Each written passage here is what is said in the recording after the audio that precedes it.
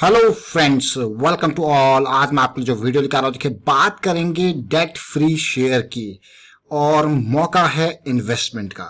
चलिए बात करते हैं इसके बारे में डिटेल में, टेक्निकल फंडामेंटल एस्पेक्ट से समझने की कोशिश करते हैं। और आगे बढ़ने से पहले मैं आपको बता दूं, अगर आपने अब तक चैनल को सब्सक्राइब नहीं किया तो जल्दी से सब्सक्राइब कर ले, बेल आइकन को प्रेस कर ले, जिससे आपको नोटिफिकेशन आती रहेगी।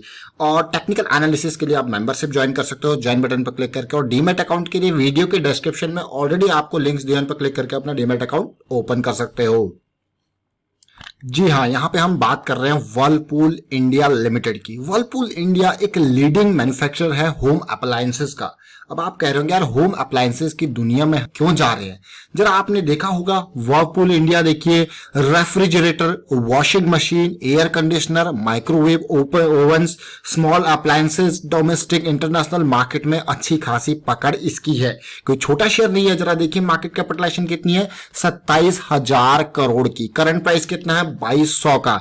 और अगर आप देखोगे तो जीरो डेट की कंपनी है, डेट फ्री शेयर, और प्रॉफिट ग्रोथ जबरदस्त है। लेकिन जो एक बात आपको देखने को मिली होगी कि इस कंपनी का पी रेशियो 90 का। अब आप कहोगे यार ये तो बहुत ही ओवर वैल्यूड है, लेकिन देखिए वैल्यू जो है वो सस्ते में नहीं आती। बहुत सारी कंपनीज आपने देखी होंगे वो ओवर वैल्यूड जरूर दिखती हैं, लेकिन उनके रिटर्न को अगर देखोगे तो इसीलिए लोग उनमें इन्वेस्ट करते हैं, क्योंकि इसकी वैल्यू है, इसीलिए लोग वैल्यू के लिए पे कर रहे हैं।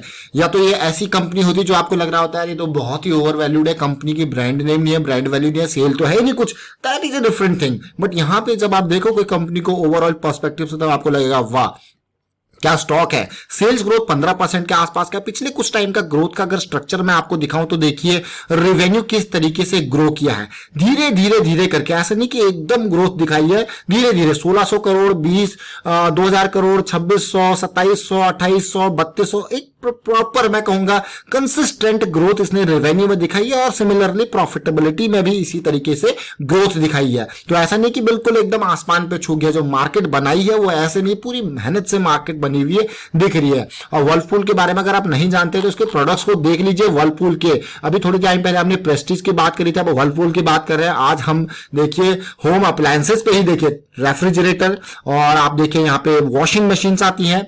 और जैसे स्टार्टिंग से बहुत टाइम से आपने वर्लपूल के एडवर्टीजमेंट टेलीविजन में जरूर सुने होंगे, लेकिन आप देखिए किस तरीके से ये अपने प्रोडक्ट पोर्टफोलियो में ग्रो कर रहा है। पहले रेफ्रिजरेशन, इसका मेनली रेफ्रिजरेटर आते थे, वॉशिंग मशीन हो गई, एसी की दुनिया में भी आ चुका है, तो कहीं ना कहीं एक्सपेंड जरूर कर रहा है। तो इंपॉर्टेंट है क्यों हमारी रडार में आया। रडार में तो ये शेयर टेक्निकल एनालिसिस के बेसिस पे आया है। तो हमने वर्लपूल की इतनी डिटेल तो देखी, लेकिन कुछ बात वर्लपूल की मैं और बात करूंगा शेयर होल्डिंग की।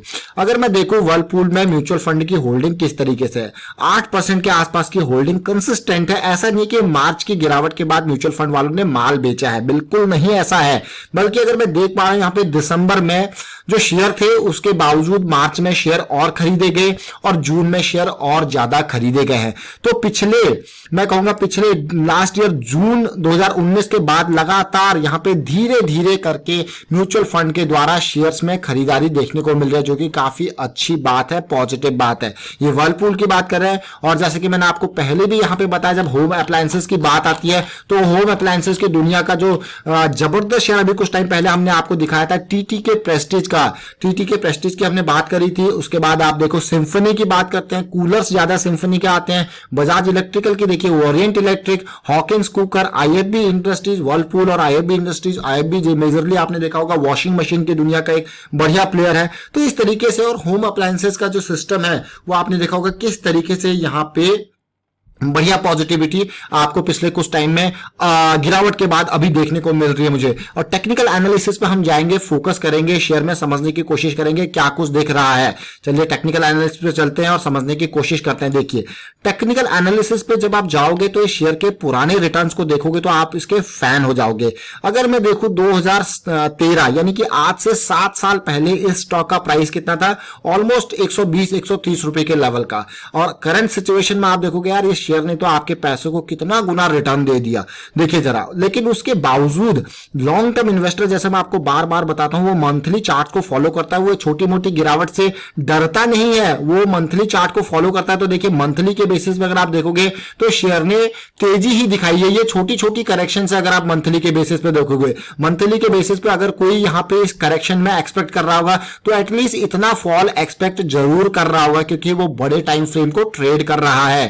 तो बड़े टाइम फ्रेम को ट्रेड करने वाले इतनी जल्दी डरते नहीं है, क्योंकि उनको पता है कि उनका स्टॉक मंथली में वो सालों साल तक इन्वेस्ट करते हैं, तो वो जनरली बड़े टाइम फ्रेम को देखते हैं। और उसके बाद आप देखिए फिर से तेजी जरूर देखने को मिली है। क्या ये तेजी वापस करेक्शन में आएगा? और आपने देखा कि किस तरीके से इसमें सिचुएशन देखने को मिली है, और बहुत ही बढ़िया मैं कहूंगा वर्लपूल का शेयर यहां पे दिखा रहा है मंथली चार्ट टाइम फ्रेम में रिकवरी। लेकिन जब आपको पता है भाई बड़े टाइम फ्रेम के अलावा आप छोटे टाइम फ्रेम पे समझने की कोशिश करते हैं, और पुराने करेक्शंस को, जो मंथली के करेक्शंस हैं, उनको जब आप वीकली में देखोगे तो आप उसके, मैं कहूंगा आपको क्या मजेदार। इसके लास्ट करेक्शन की बात करते हैं। लास्ट करेक्शन में ऑलमोस्ट नवंबर 2018, मैं कहूंगा नवंबर नहीं बल्कि सितंबर अक्टूबर 2018 से लेके ये करेक्शन चला था। ऑलमोस्ट ये 2 साल का करेक्शन चला था। 2 साल मैं कहूंगा 2018 से लेके 2019, 2 साल नहीं, पूरे 1 साल का ये करेक्शन चला था वीकली पे जो देख पा रहा हूं मैं, सितंबर अक्टूबर से लेके अगस्त सितंबर अक्टूबर तक।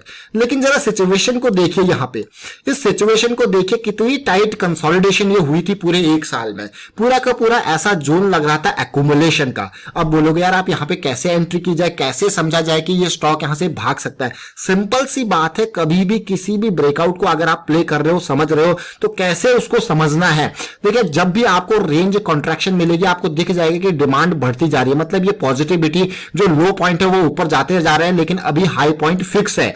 अब आप देखिए सिचुएशन, अगर मैं यहां पे देखूं समझूं, तो मेरे लिए ये जो महीने, ये 4-5 हफ्ते थे अगस्त 2019 के, ये काफी इंपॉर्टेंट थे, क्योंकि मुझे दिख रहा है कि रेंज कॉन्ट्रैक्ट होती जा रही है और ब्रेकआउट के नियर जाके कंसोलिडेशन और इस तरीके से करेक्शन, यानी कि ये टाइट एक्यूमुलेशन जोन मेरे लिए विद मिनिमम स्टॉप लॉस। और जैसे ये पार हुआ और ब्रेकआउट के नियर 1 हफ्ते की कंसोलिडेशन, यहां पे मैं अपना पोजीशन साइज खूब बढ़ाऊंगा, और आप देखिए कितना रिटर्न मुझे बिल्कुल best calculation, best risk management के साथ मिला।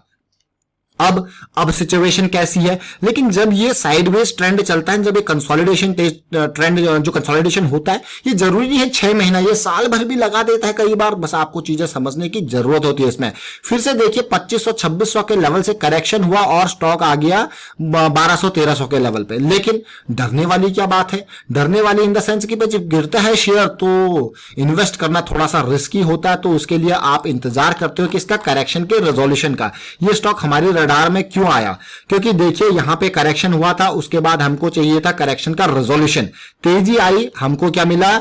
हायर लो की फॉर्मेशन। उसके बाद फिर से तेजी आई देखिए, और फिर से करेक्शन हुआ है, हमको क्या मिला? हायर लो की फॉर्मेशन। तो मुझे लग रहा है कि हाँ ये सेकंड टाइम के करेक्शन, ऑल्दो छोटी छोटी करेक्शन यहां पे आप देख सकते हो, ब्रेकआउट से पहले बढ़िया इंपॉर्टेंट करेक्शन, बट अभी के टाइम पे ये स्टॉक 2300 के लेवल के बाद इंपॉर्टेंट हो जाता है देखना। लेकिन इस ब्रेकआउट के लेवल के लिए जो अच्छी बात मुझे ये लगी, वो ये लगी कि शेयर धीरे धीरे पॉजिटिविटी, अपसाइड डिमांड मूव होती जा रही है। और ये देखिए दोबारा यहां पे टच किया और यहां पे करेक्शन के साथ साथ अपसाइड मोमेंटम दिखा रहा है। लेकिन अगर ये यहीं से अपसाइड हो जाता है तो आपका स्टॉप लॉस बढ़ के और ऊपर यहां पे चला जाएगा। अगर भाई आप अगर सोच रहे हो यहां पे कि 2000 के आसपास का मैं स्टॉप लॉस लगाऊं, लेकिन अगर ये करेक्शन रिजॉल्व होता है 23 के 100 के लेवल के अगर आसपास मैं एंट्री करता हूं, तो मैं स्टॉप लॉस लगाऊंगा 2100 के आसपास, थोड़ा सा बॉटम पे लगाऊंगा ताकि सेफ रहे। तो आप देख रहे हो आपको क्या, ये तो बहुत ही अच्छी चीज यहां पे देखने को मिल रही है। लेकिन मैं कहूंगा कि हाँ 2300 के लेवल पे और भी ऑप्शन सेफ। लेकिन अगला रैली जो इसको मिलेगा, अगला कंसोलिडेशन करेक्शन, ये 2500 से पहले जो मेन इसका एरिया है, इसके नियर थोड़ा सा कंसोलिडेशन मुझे और चाहिए, क्योंकि ये इंपॉर्टेंट लेवल है इसको ब्रेकआउट करने के लिए। अगर इस लेवल पे पहुंच जाता है तो फिर करेक्शन आएगा, तो मैं स्टॉप लॉस अपना ऊपर कर दूंगा। तो इस तरीके से बेसिक टेक्निकल एनालिसिस के साथ आप अपने रिस्क को मैनेज करके चलते हो। फिलहाल ये स्टॉक में बड़ी रैली देखने को मिल सकती है, और मैं डेली टाइम फ्रेम पे जो सिचुएशन देख पा रहा हूं, क्यों मैं आपको कह रहा हूं कि ये 2300 का लेवल इंपॉर्टेंट है, क्यों? अब मैं आपको देखिए डेली टाइम फ्रेम पे और एक इंपॉर्टेंट पार्ट और आपको बताना चाह रहा हूं। देखिए गिरावट आई, देखिए, और अभी के सिचुएशन अगर ये यहीं से रिजॉल्व हो जाता है तो अब आप क्या कहोगे कि भैया ये तो हमको हेड एंड शोल्डर पैटर्न बनता हुआ दिख रहा है। हाँ, अगर ये ब्रेकआउट होता है और ब्रेकआउट के बाद आपको इस तरीके से पुल बैक देखने को मिलेगा, आप कहोगे यार ये तो और भी अच्छी बात है, तो मजे आ गए भाई, फिर आपको वो सेकंड टाइम एंट्री का मिलता है। तो वर्लपूल के हमने बारे में यहाँ पे बात करी, समझने की कोशिश करी क्या कुछ वर्लपूल का शेयर कर रहा है, और वैल्यू स्टॉक है,